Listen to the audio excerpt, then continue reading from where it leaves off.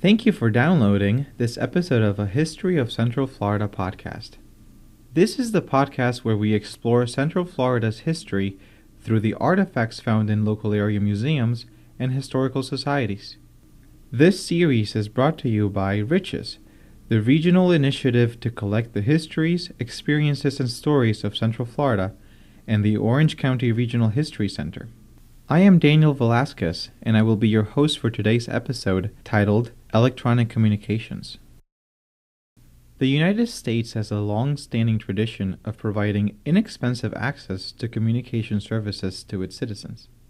The post office window, telegraph, telephone, and computer featured in this episode tell the story of the progress of communication technology, from handwritten communication to the advent of analog electronic devices, on to the present world of digital electronic communication in Central Florida. You might think that new technologies and inventions replace old ones, but that is not the case. Instead, this is a larger story of the political and cultural forces behind the popularization of these means of communication.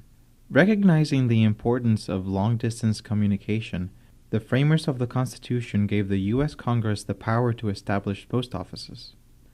Naturally, the postal system was dependent on the transportation system, and during the second half of the 19th century, railroads helped fuel American expansion. Nancy Pope, from the Smithsonian's National Postal Museum, comments on the way that the railroad allowed for enhanced communication. By 1863, the railroads are already carrying mail across the country. In 1864, the Post Office Department decides to start putting guys aboard the train cars to sort mail while it's moving. And this is called the Railway Mail Service.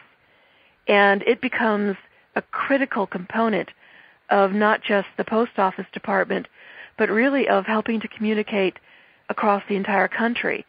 Now you have mail reaching between New York and the West Coast as quickly as the railroads are being built. And by the 1880s and 1890s, down in Florida, it's going to be the same thing.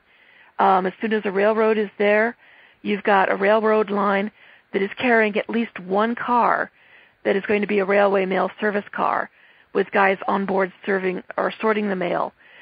And this ensures that mail not only comes to these areas, but it's getting there even faster because it doesn't have to stop in a large city and be sorted there and then carried on by wagon or another train to that city. In fact, they've got this wonderful method called mail on the fly, where if the mail train doesn't even stop at your town, you can still exchange mail because as the train whizzes by, a mail clerk is going to kick off the mail bag for your post office, and your postmaster would have left on a huge crane a mail bag of the departing mail, and an arm from the train car would snatch that and bring it aboard the train. In the late 19th century, railroads were bringing settlers to places in Florida like Killarney. It was founded by Irish immigrants from County Kerry, Ireland, and was a small agricultural outpost in Central Florida. Its post office was chartered in 1887, and the window and boxes featured in this episode are preserved by the Winter Garden Heritage Foundation. Killarney's post office connected the area's residents to family and friends from around the world. James Cresticelli from the Winter Garden Heritage Foundation tells us more. It's indicative of local history because of its attachment to Killarney, and like I say, that was a large farming and citrus community, and it just shows how established it was just by the fact that there was a post office there with a lot of families. Killarney Post Office became popular for many, many years as a place where you could bring mail and have it postmarked around, St. Patrick's Day with a special postmark. That was also all year. They had I think a shamrock was part of the postmark. So that was clever and kept the name in people's minds. For these communities on the edge of American expansion, the introduction of a post office was more than a means to communicate with the outside world. Nancy Pope explains further. Well, the post office in America is really critical to any founding of a new community because not only is it your sole link at that point with the federal government, but it also allows people who are now in the community to contact and communicate with those they've left behind and those outside. So it gives you this connection that's really not possible in any consistent, cheap format any other way. In a large city is this busy, it's almost a town in and of itself. You've got the postmaster, you have hundreds of clerks and letter carriers just running around the building, getting the mail all ready to get out to people. And you've got multiple mail deliveries during the day. So if you are a wife at home, you can send a letter to your husband at work and get a response and a letter back to him all in the same day. If you're a business in some cities like New York could have as many as 10 deliveries a day. So it's almost like we use email today in that you're sending out a question, getting a response pretty quickly at that point, the same day. That's not the way the rural post offices worked. In rural areas, there was no delivery, home delivery, so you had to come to the post office to get your mail. And so you weren't coming as often. You wouldn't come every day unless you lived in the town. But when you got to town, you gathered up your mail, and you now had this chance to talk to other people in the town, because the post office at that point in a rural area becomes like the community center. These in-person exchanges are absent in the forms of electronic communications.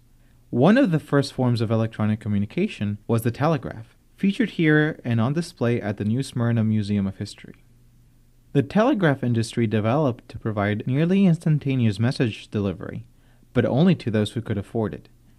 The industry thrived well into the 20th century.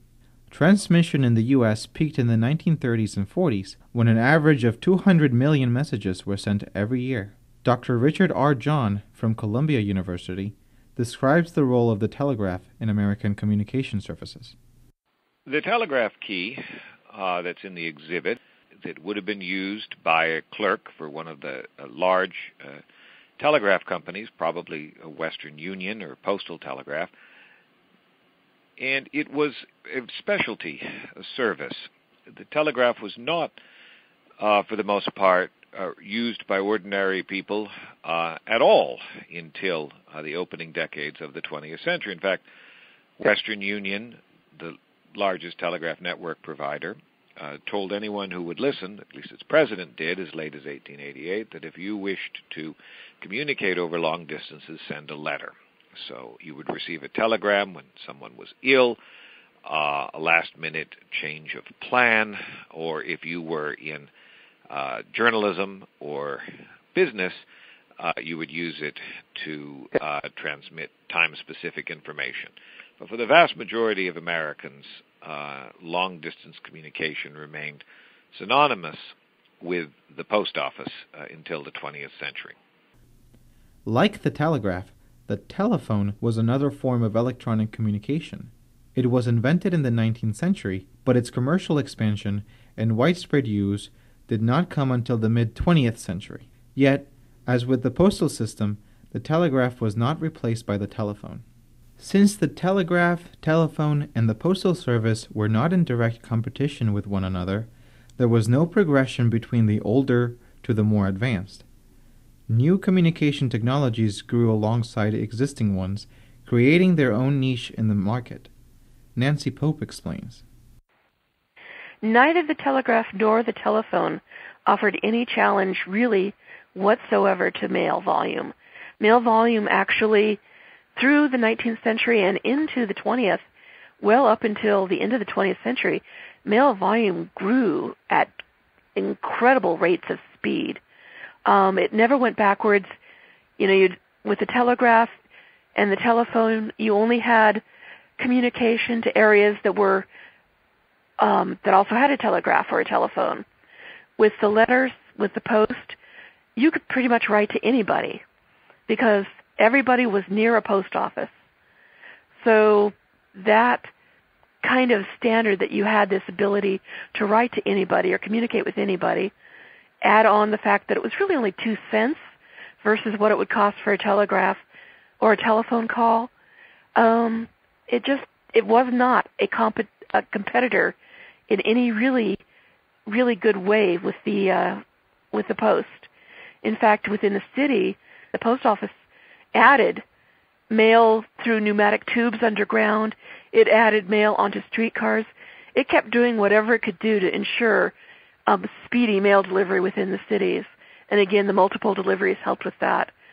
So telephones might have taken some of the mail within a city out, but that would have been really the only area.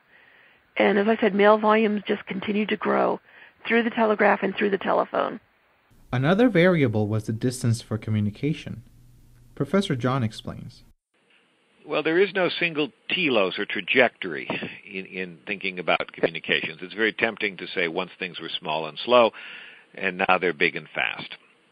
But certainly the post office was a long-distance medium before it became a short-distance medium. That is to say, you would be more likely to send a letter from one end of the country to another than you would be across town. There were very poor facilities to send letters across town.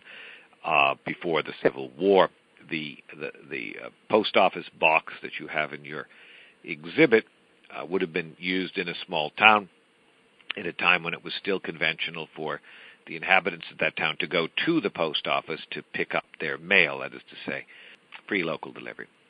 So in that sense, there is no single trajectory. The telephone was predominantly a local medium.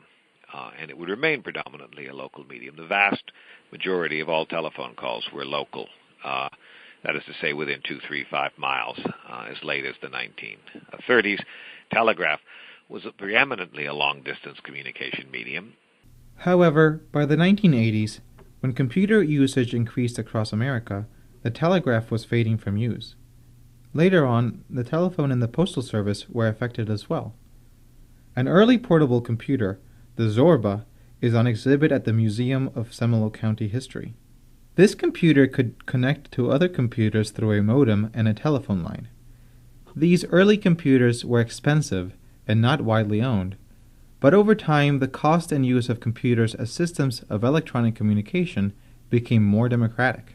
If you're listening to this podcast on an iPhone, or if you own a smartphone of any kind, then you're familiar with the convergence of computer and telephone technologies. But what of the Postal Service? If you've paid attention to the news, you know that Postal Service revenue is declining, and many blame the pervasive use of email. The Internet is certainly the main factor, but for a different reason. Well, today what's interesting with the computer is that email really wasn't the thing that started mail volume down. Mail volume started dipping in the 1970s and 80s when we stopped writing so many letters. What has really gotten mail volume to start diving is not email, but online services, online banking, online bill paying. All of this was first-class mail coming to you and first-class mail going from you. So when banks and insurance companies and all the other companies started doing online services, and people started moving from that first-class stamp online, that is what really started causing dips in mail volume. And that's something that's a trend that continues. Additionally, it seems that the survival of a particular mode of communication is also a factor of how accessible it is. We don't have a crystal ball, so we can't predict which communication technologies will last and which will fail. We might be tempted to conclude that the newest, best, and most efficient forms of communication will supersede older systems. If history is a lesson, then this will not be the case. What ultimately determines success in the realm of long-distance communication is a matter of public and economic policy choices, as well as a more democratized popular access. To see the post office boxes and window, visit the Winter Garden Heritage Museum at 1 North Main Street, Winter Garden, Florida, 34787. The telegraph can be seen at the New Smyrna Museum of History at 120 Sams Avenue, New Smyrna Beach, Florida, 32168. For the phone and switchboard featured in this episode, visit the Telephone Museum at 221 West Packwood Avenue, Maitland, Florida, 32751. And finally, the computer can be seen on exhibit at the Museum of Seminole County History at 300 Bush Boulevard, Sanford, Florida, 32773. Make sure to join us for our next episode titled La Garita.